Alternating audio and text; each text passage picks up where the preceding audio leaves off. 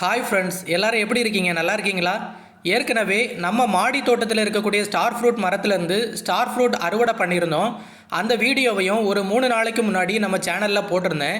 அன்னைக்கு எல்லா ஸ்டார் ஃப்ரூட்டுமே பழுக்கலை. அதனால் அன்னைக்கு 2-3 ஸ்டார் ஃப்ரூட் மட்டும்தான் அறுவடை பண்ண முடிஞ்சு. இன்றைக்கி பார்த்தீங்கன்னா எல்லா ஸ்டார் ஃப்ரூட்டுமே நல்லாவே பழுத்திருக்கு. நானும் ஒரு ஸ்டார் ஃப்ரூட்டை பறித்து சாப்பிட்டு பார்த்தேன். டேஸ்ட்டு நல்லா புளிப்பும் இனிப்பும் கலந்து ஒரு வித்தியாசமான சுவையில் இருந்து இந்த ஸ்டார் ஃப்ரூட்டில் நிறைய விட்டமின் சி இருக்குது. அதனால் ஸ்டார் ஃப்ரூட்டை சாப்பிட்றது நம்ம உடம்புக்கு ரொம்பவே நல்லது. இன்றைக்கி கிட்டத்தட்ட மரத்தில் இருக்கக்கூடிய எல்லா ஸ்டார் ஃப்ரூட் பழமுமே பழுத்திருக்கு. அதனால் எல்லா பழத்தையும் இன்றைக்கி நாம் அறுவடை செஞ்சிட்ருக்கோம். இதுதான் நம்ம மாடி தோட்டத்தில் வளர்க்கக்கூடிய ஸ்டார் ஃப்ரூட் மரத்தோட முதல் அறுவடைன்னு சொல்லுவேன். ஏன்னா 2 நாளைக்கு முன்னாடி நிறைய ஸ்டார் ஃப்ரூட்டை நம்மளால் பறிக்க முடியலை, ஏன்னா எதுவுமே பழுக்கலை. அதனால தான் இன்றைக்கி பண்ணக்கூடிய ஸ்டார் ஃப்ரூட் அறுவடை தான் அறுவடைன்னு நான் சொல்கிறேன்.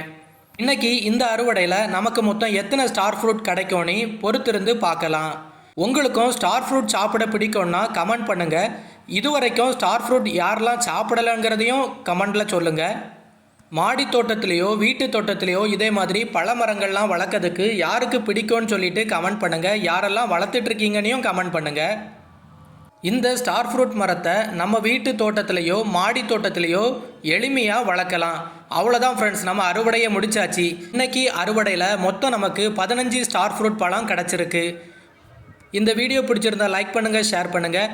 உங்களுக்கும் விவசாயம் பிடிக்கும்னா நம்ம சேனலை சப்ஸ்கிரைப் பண்ணிடுங்க. இவ்வளோ நேரம் பொறுமையாக இருந்து வீடியோ பார்த்த எல்லாருக்கும் நன்றி.